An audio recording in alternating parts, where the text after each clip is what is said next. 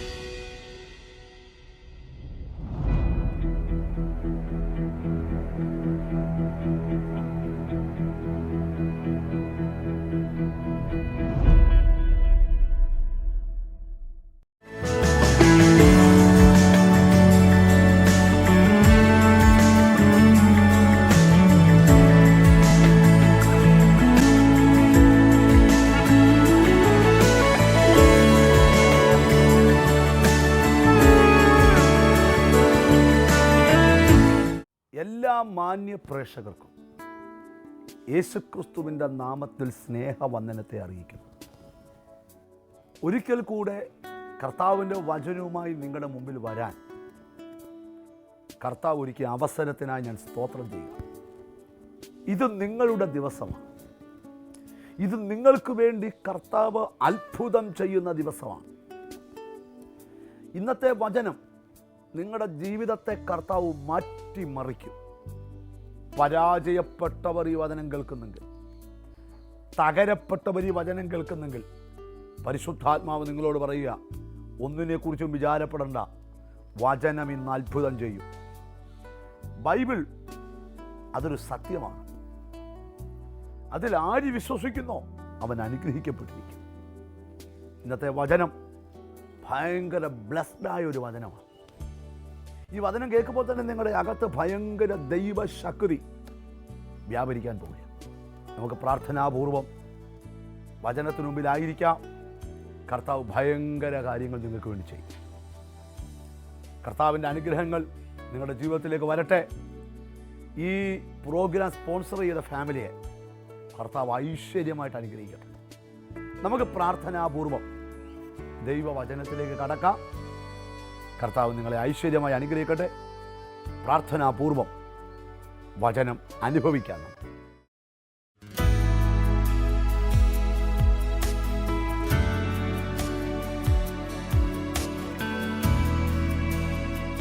തീമോഥെയോസിൻ്റെ 2-ാം ലേഖനം 1-ാം അധ്യായം 6-ാമത്തെ വാക്യം.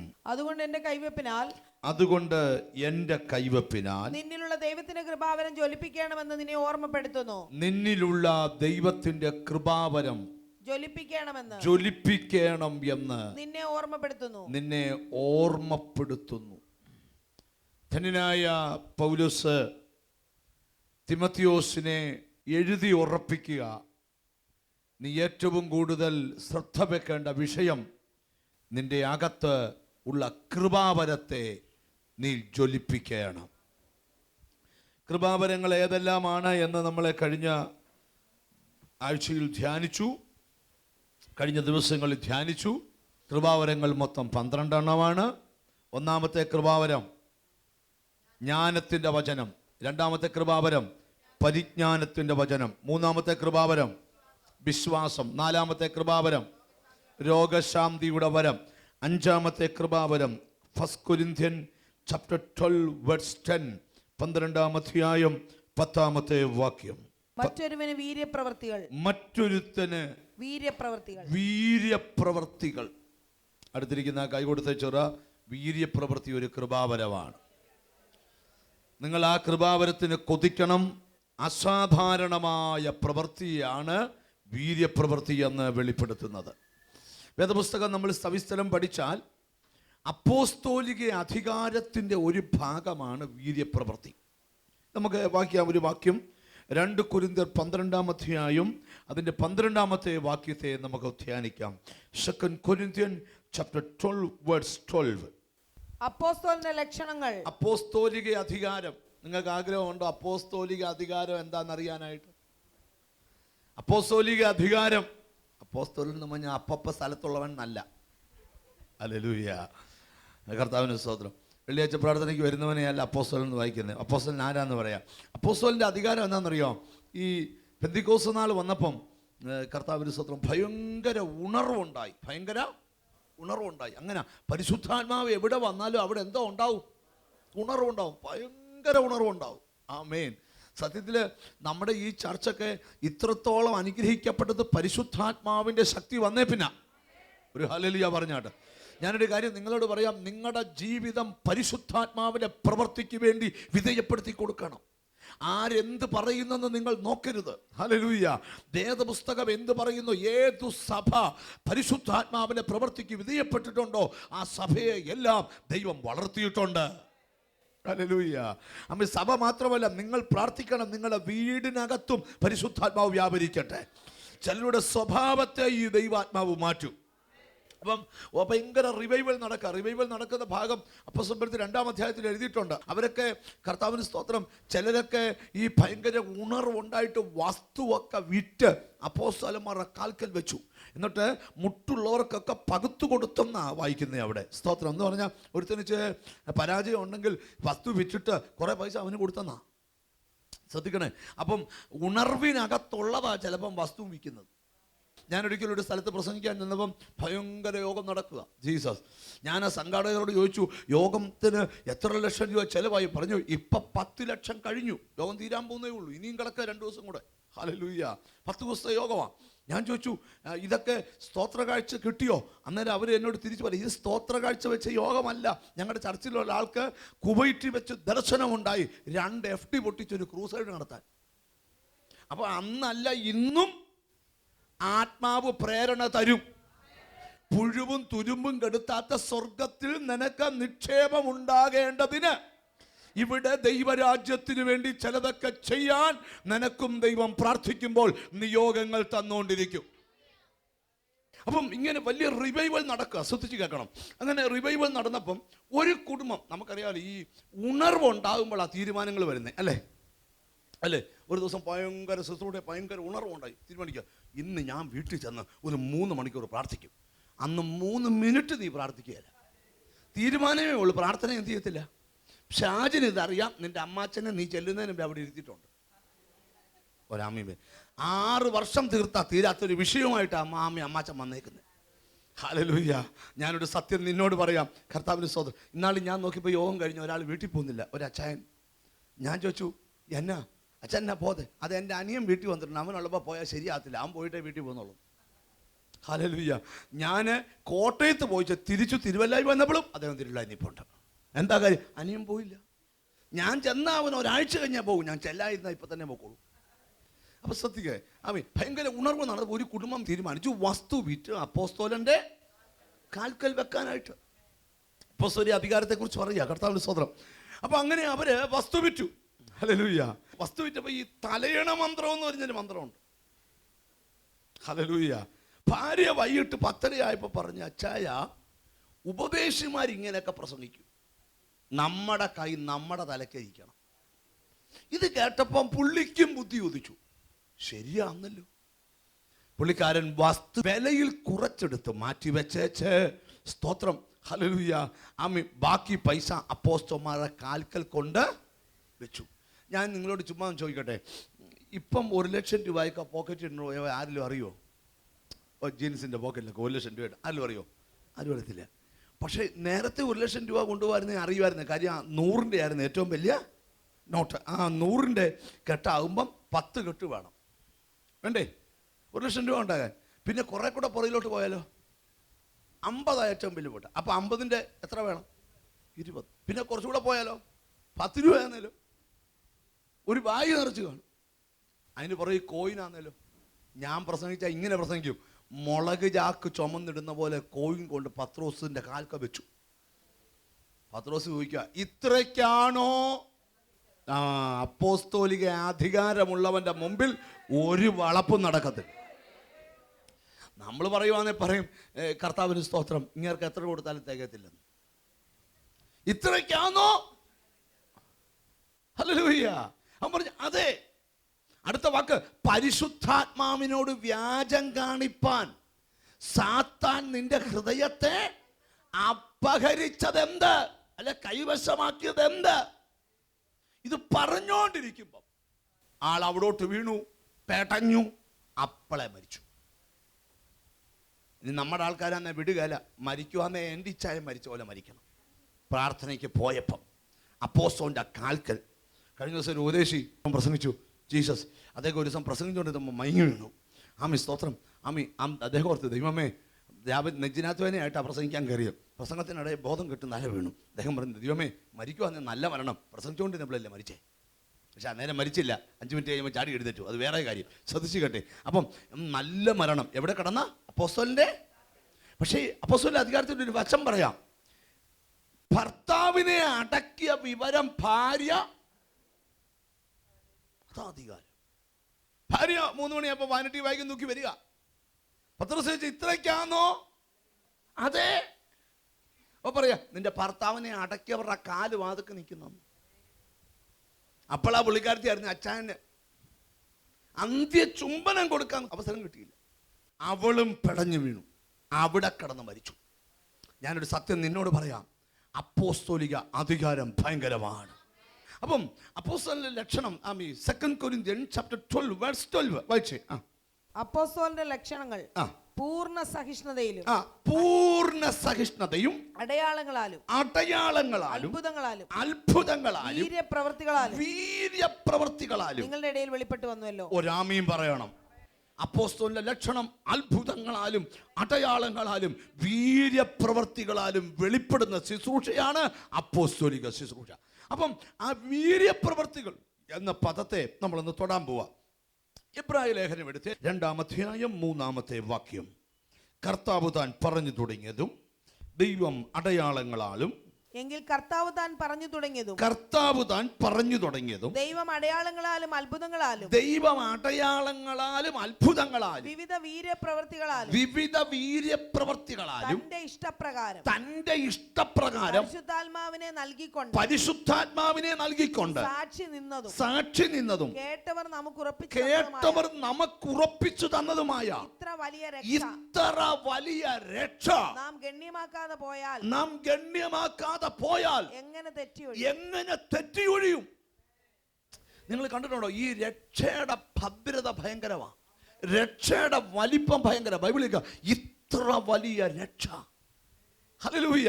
മനസ്സിലായോ? ഈ ചിലരൊക്കെ കർത്താവിന്റെ സ്തോത്രം, ഒരിക്കൽ ദൈവവുമായിട്ട് ഒരു ബന്ധവും ഇല്ലായിരുന്ന ആൾക്കാരൊക്കെ യേശു യേശു എന്ന് പറഞ്ഞാൽ ചാടി യോഗത്തിന് അങ്ങ് ഇറങ്ങുക. അപ്പോൾ ആൾക്കാർക്ക്, നിനക്ക് എന്നാ പറ്റി? നീ എന്ത് ഡീസൻ്റായിട്ട് ജീവിച്ച പുള്ളിയെ, നിനക്കിപ്പോൾ എന്നാ പറ്റി? ഹല്ലേലൂയ. അതിൻ്റെ അർത്ഥം എന്താ അറിയാമോ? അത്ഭുതങ്ങളാലും അടയാളങ്ങളാലും വീര്യപ്രവർത്തികളാലും ദൈവം അവർക്ക് ഉറപ്പിച്ചു കൊടുത്ത അത്ഭുതമാണ് അവരെ ഈ രക്ഷയിലേക്ക് നയിച്ചത്. കുഞ്ഞെ, ഇതൊരു കഥയല്ല, ഇതൊരു അനുഭവമാണ്. ഇതൊരു പ്രകടനമല്ല, ഇതൊരു അനുഭവമാണ്. യഹോവയെ നല്ലവനെന്ന് രുചിച്ചറിയാൻ കൃപ ലഭിച്ചവർക്കായി സ്തോത്രം ചെയ്യുക. ഞാനൊരു കാര്യം പറയാം കുഞ്ഞെ. ചെല്ലു പറയും, ബ്രദറെ, ഞാൻ ഒറ്റയ്ക്ക് ആ വിശ്വാസത്തിൽ എനിക്ക് ഭയങ്കര പോരുണ്ട്. നീ ആ ഏറ്റവും വലിയ ഭാഗ്യവാൻ. ഒരു പോരുമില്ല. ഗ്ലോറി. നിന്നെ വിളിച്ചത് മനുഷ്യരല്ല, ജീസസ് വോയിസ് അല്ല, അനി ബ്രദർ അല്ല, ഒരു ബ്രദറുമാരുമല്ല. നിന്നെ വിളിച്ചവന്റെ പേരാ യേശു. നിന്നെ വഴിത്തലക്കൽ ഉപേക്ഷിക്കത്തില്ല. നരയ്ക്കുവോളം ചുമക്കാമെന്നും നിത്യത വരെ എത്തിക്കാമെന്നും വാക്ക് പറഞ്ഞവന്റെ പേരാ യേശു. ഹല്ലേലൂയ. ബൈബിൾ പറയാ, ഇത്ര വലിയ രക്ഷ നാം ഗണ്യമാക്കാതെ പോയാൽ വരാൻ പോകുന്ന ന്യായവിധിയും എങ്ങനെ തെറ്റി ഒഴിയും? Praise God. അതിന്റെ താഴെ എഴുതിയിട്ടുണ്ട്, വല്ലപ്പോഴും ഒഴുകി പോകാതിരിക്കേണ്ടതിന് കേട്ടത് അധിക ശ്രദ്ധയോടെ. കുഞ്ഞെ, രക്ഷയെക്കുറിച്ച് നിനക്ക് വലിയ ഉറപ്പ് വേണം. ഹല്ലേലൂയ. ആമീൻ. ശ്രദ്ധിക്കണം. യേശു അത്ഭുതങ്ങളാലും, ഒന്നുകൂടെ വായിച്ചു കേട്ടെ, 2-ാം അധ്യായത്തിന്റെ 3-ാമത്തെ വാക്യം. എങ്കിൽ കർത്താവ് പറഞ്ഞു തുടങ്ങിയതും ദൈവം അടയാളങ്ങളാലും അത്ഭുതങ്ങളാലും വിവിധ വീര്യപ്രവൃത്തികളാലും തന്റെ ഇഷ്ടപ്രകാരം പ്രകാരം പരിശുദ്ധാത്മാവിനെ നൽകിക്കൊണ്ട് സാക്ഷി നിന്നതും കേട്ടവർ നമുക്ക്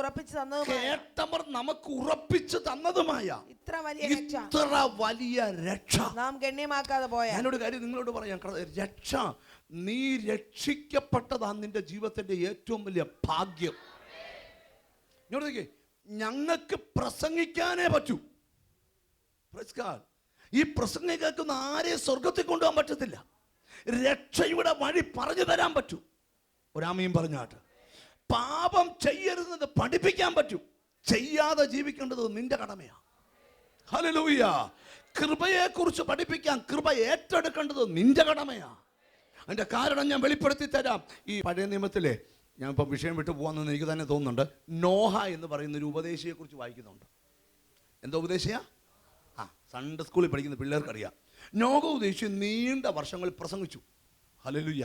പ്രസംഗിച്ചപ്പോൾ നോഹയോട് ദൈവം പറഞ്ഞു, നോഹ പ്രസംഗിക്കുന്നറിയോ? ജലപ്രളയം വിളയാൻ പോവുക, ഭൂമി നശിക്കാൻ പോവുക. ഗ്ലോറി. അന്ന് വരെ ഭൂമിയിൽ എന്ത് വരില്ല? മഴ. അപ്പം നോഹയോട് ദൈവം പറഞ്ഞു, നീ ഒരു പെട്ടകം ഉണ്ടാക്കാൻ പറഞ്ഞു. ഗ്ലോറി. കാര്യം ഭൂമി നശിക്കാൻ പോവുക. മഴ പെയ്യാത്ത യുഗത്തിലെ മഴ കൊണ്ട് ഭൂമി നശിക്കുമെന്ന് പറഞ്ഞ് ആരെങ്കിലും ദൂത് കിട്ടിയെന്ന് പറഞ്ഞു പെട്ടകം പണിയോ? വിശ്വാസമുള്ളവൻ ഇന്നും പണി. ഒരാമയും പറഞ്ഞാട്. ദൈവം ഒരു കാര്യം സംസാരിച്ചാൽ മുമ്പും പുറകും നോക്കാതെ അടുത്ത കൃപാവരമാ പ്രവചനം അങ്ങോട്ട് വരാൻ പോവാ. ജീസസ്. ഹല്ലേലൂയ. ശ്രദ്ധിച്ച്, ദൈവം ഒരു കാര്യം നിന്നോട് പറഞ്ഞാൽ മുമ്പും പുറകും നോക്കാതെ നീ അത് ചെയ്യണം. ദൈവം നിന്റെ കൂടെ ഇറങ്ങി നിൽക്കും. ഈ നോഹ ഉപദേശി, കർത്താവിൻ്റെ സ്തോത്രം, ഈ മരം വെട്ടുന്ന ആൾക്കാരോട് ചെന്ന് പറഞ്ഞു, ഒരു തടി വെട്ടണം. അവർ പറഞ്ഞു ഇരട്ടി കൂലിയാ, എത്ര കൂലി വേണേലും തരാം. ആശാരിയോട് പറഞ്ഞു ഒരു പെട്ടകം പണിയണം. ആശാരി പറഞ്ഞു ഞാൻ പണ്ടത്തുള്ള പരിചയമില്ല. നോഹ പറഞ്ഞു പേടിക്കണ്ട, പണിയാനുള്ള നീളം വീതി എല്ലാം മേളിൽ നിന്ന് കിട്ടിയിട്ടുണ്ട്. നോഹയ്ക്ക് ദൈവം കൊടുത്തില്ലേ നീളവും വീതി? ഇത്ര നീളം വേണം, ഇത്ര വീതി, ദൈവം കൊടുത്താ. ഹല്ലേലൂയ. അപ്പോൾ ആശാരിയോട് പറഞ്ഞു നീ എൻ്റെ കൂടെ നിന്നാൽ മതി, പുതിയ പണി പഠിപ്പിക്കാം. ചേട്ടാ, ദൈവത്തിൻ്റെ ദൂതിന് നിന്നാൽ ഇന്ന് വരെ ചെയ്യാത്തത് നിന്നെ കൊണ്ട് ദൈവം ചെയ്യിപ്പിക്കും. ചുരുക്കി അങ്ങ് പറയാം. ഹല്ലേലൂയ. ഈ തടിവെട്ടുകാരൻ തടി വെട്ടുമ്പോൾ നോഹ അടുക്ക ചെന്ന് വെട്ടുന്നേ കൊള്ളാം, പെട്ടത്തിൽ കാണണം. അപ്പോൾ ഇവൻ ചിരിക്കും. നോഹ മനസ്സിൽ പറഞ്ഞു ചിരി എന്നും കാണണം. ചിലരോട് രക്ഷിക്കപ്പെടണം എന്ന് പറയുമ്പോൾ ചിരിക്കും. ചിരിക്കുന്ന ഞങ്ങൾക്കും ഇഷ്ടമാണ്, പക്ഷേ ചിരി എന്നും കാണണം. ഗ്ലോറി. നോഹ, ജീസസ്. ആശാരി പെട്ടകം പണിയുക, ചിന്തയിലിടുക.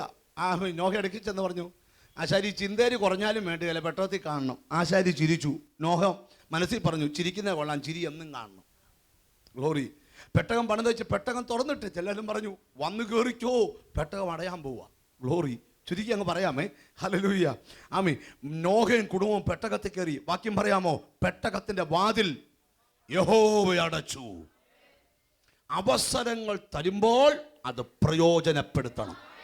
പ്രാർത്ഥിക്കാൻ അവസരങ്ങൾ തരുമ്പോൾ അത് പ്രയോജനപ്പെടുത്തണം. രക്ഷിക്കപ്പെടാൻ അവസരങ്ങൾ തരുമ്പോൾ അത് പ്രയോജനപ്പെടുത്തണം.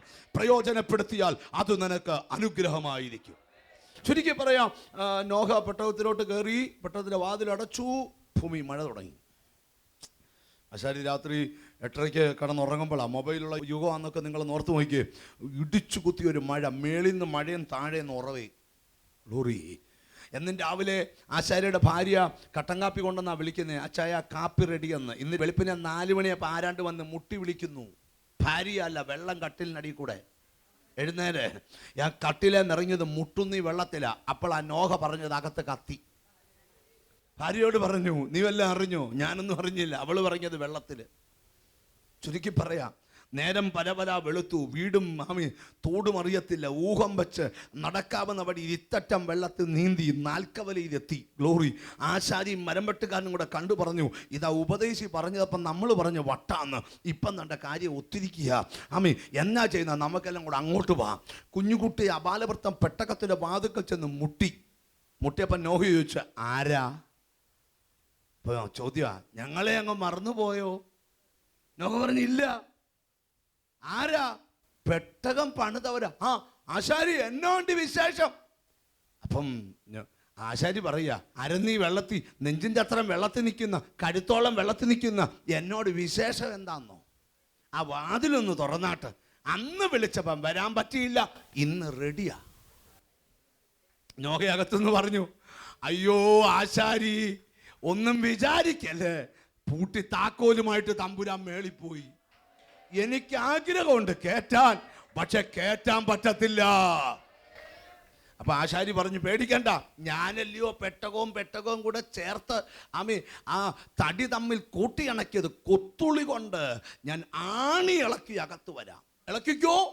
കൊത്തുള്ളി പണി തുടങ്ങിയപ്പോൾ ആശാരിക്ക് മനസ്സിലായത് താനിട്ട പൂട്ടല്ല, തടി ചേരുന്നിടത്ത് സ്വർഗത്തിൽ നിന്നൊരു ലോക്ക് കിടക്കുക. ഇന്ന് പകൽ ഞാൻ നിന്നോട് വിളിച്ചു പറയാം, രക്ഷിക്കപ്പെടാൻ നിനക്ക് അവസരം കിട്ടുമ്പോൾ നീ രക്ഷിക്കപ്പെട്ടോണ്. കൃപയുടെ ഭദ്രതയ്ക്കകത്ത് നിന്നുകൊണ്ട് നീ ആത്മാവി പ്രാർത്ഥിക്കണം. യേശു തന്ന രക്ഷ വലുതാണ്. അപ്പം വീര്യപ്രവൃത്തിയുടെ വരം. നമുക്ക് അപ്പോസ്തലന്മാരുടെ ശുശ്രൂഷയിലേക്ക് കയറാം. അപ്പോസ്തല പ്രവൃത്തിയുടെ പുസ്തകം എടുക്കാം, 9-ാം അധ്യായം എടുക്കാം. അതിന് 36 മുതൽ വായിച്ചു തുടങ്ങാം, അതായിരിക്കും നല്ലത്. Acts chapter 9 verse 36. യോപ്പയിൽ പേടമാൻ എന്നർത്ഥമുള്ള തബീത എന്ന പേരുള്ള ഒരു ശിഷ്യ ഉണ്ടായിരുന്നു. അവൾ വളരെ സൽപ്രവൃത്തികളും ധർമ്മങ്ങളും ചെയ്തു പോന്നവളായിരുന്നു. വളരെ സൽപ്രവൃത്തികളും ധർമ്മങ്ങളും ചെയ്തു പോന്നവളാകുന്നു. ആ കാലത്ത് അവൾ ദീനം പിടിച്ച് മരിച്ചു. അവർ അവളെ കുളിപ്പിച്ച് ഒരു മാളിക മുറിയിൽ കിടത്തി.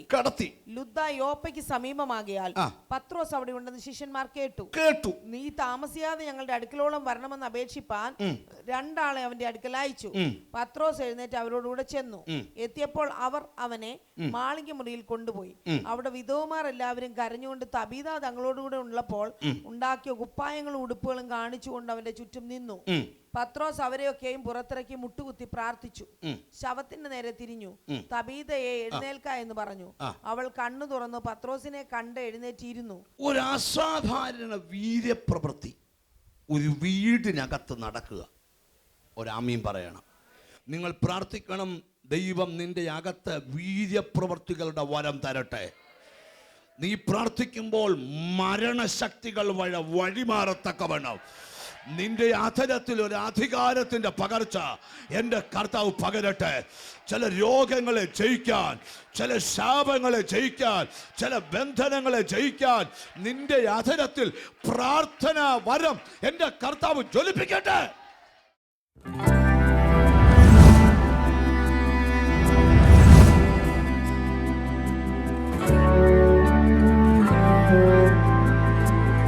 എത്ര നാൾ കൊണ്ട് നടക്കാൻ പറ്റത്തില്ലായിരുന്നു?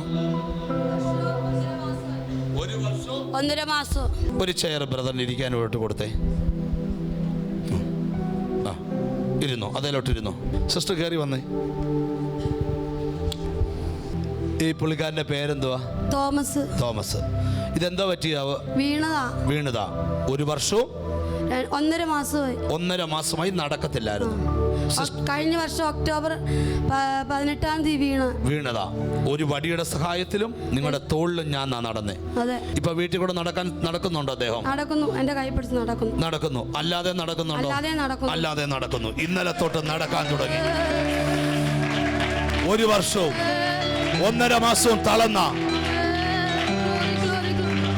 കിടക്കുന്ന എഴുന്നേക്കണെങ്കിൽ 3/4 മണിക്കൂർ ഞാൻ തിരുമണം. കൈ വിരൽ മുതൽ കാല് വരെ മൊത്തം തിരുമിയാലേ എണീക്കത്തുള്ളൂ. പക്ഷെ ഇന്നലെയോ താടി എഴുന്നേക്കും. ആ വലതെ കൈ ഉയർത്തിപ്പിടിച്ചേ. എന്നിട്ട് ജനത്തോടൊന്ന് പറഞ്ഞേ, 1.5 വർഷവും 2 മാസവുമായി തളർന്ന എന്റെ ഭർത്താവിനെ യേശു സൗഖ്യമാക്കിയെന്ന് പറഞ്ഞേ. 1 വർഷവും 1.5 മാസവുമായി എന്റെ കർത്താവിനെ എന്റെ യേശു സൗഖ്യമാക്കി, എന്റെ യേശു വിടുവിച്ചു.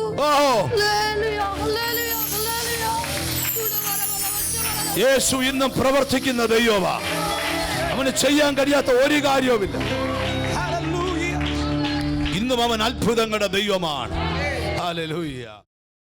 ഞങ്ങൾ പ്രസംഗിച്ച വചനം നിങ്ങൾക്ക് അനുഗ്രഹമായി എന്ന് വിശ്വസിക്കട്ടെ. നിങ്ങൾക്ക് ഇപ്പോൾ മനസ്സിൽ തോന്നുന്നില്ലേ ഞങ്ങൾക്കൊന്ന് പ്രാർത്ഥിക്കണമെന്ന്? ഞാൻ നിങ്ങൾക്ക് വേണ്ടി പ്രാർത്ഥിക്കാൻ പോവാം. കൈകൾ ഇങ്ങനെ ചേർത്ത് പിടിക്കുക, കണ്ണുകളെ അടയ്ക്കുക. ലവ് യു ഫാദർ, യേശു ക്രിസ്തുവിൻ അധികാരമുള്ള നാമത്തിൽ ഞാൻ ഈ ജനത്തിന് വേണ്ടി പ്രാർത്ഥിക്കുന്നു. അവർ വചനം കേട്ടുകൊണ്ടിരിക്കുമ്പോൾ ഇവരുടെ മേൽ വ്യാപരിക്കുന്ന ശക്തി, ഇവരുടെ രോഗത്തെ സൗഖ്യമാക്കാൻ കഴിയുന്ന ശക്തി ഇപ്പോൾ അവരിൽ വെളിപ്പെട്ടു വരട്ടെ.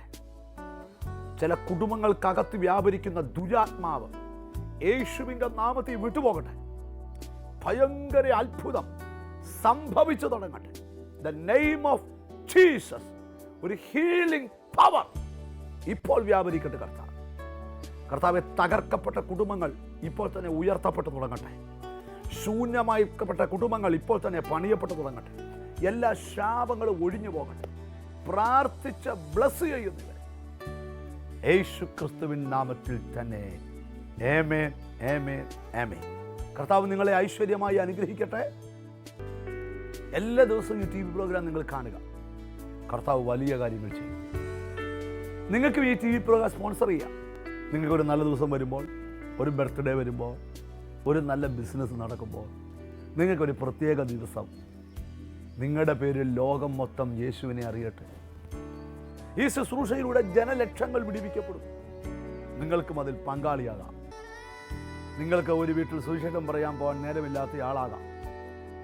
പക്ഷെ നിങ്ങൾ മനസ്സ് വെച്ചാൽ ലക്ഷങ്ങളെ യേശുവിൽ എത്തിക്കുവാൻ കഴിയും. കർത്താവ് നിങ്ങളെ അനുഗ്രഹിക്കട്ടെ. ഞങ്ങളെ നേരിട്ട് കണ്ട് പ്രാർത്ഥിക്കാൻ ആഗ്രഹമുണ്ടെങ്കിൽ എല്ലാ വെള്ളിയാഴ്ചയും ഞായറാഴ്ചയും നിങ്ങൾക്ക് വേണ്ടി ഞങ്ങൾ കോട്ടയത്ത് KPS മേനോൻ ഹാളിലുണ്ട്. ഞായറാഴ്ച 3 സർവീസുണ്ട്. രാവിലെ 8 o'clock സർവീസുണ്ട്, 10 o'clock സർവീസുണ്ട്, വൈകിട്ട് 5 o'clock സർവീസുണ്ട്. കർത്താവ് ആയിരങ്ങളെ കൂട്ടി വരുത്തുന്നു. നമുക്ക് ഒരുമയോടെ കൈകോർക്കാം, ഒന്നിച്ച് കർത്താവിനെ വിളിക്കാം. നിങ്ങളുടെ വീട് സ്വർഗം ഇറങ്ങി പ്രസാദിക്കുന്ന ഭവനമാകട്ടെ. God bless you. നാളെ ഇതേ സമയം വീണ്ടും നമുക്കൊന്നിച്ച് കാണാം.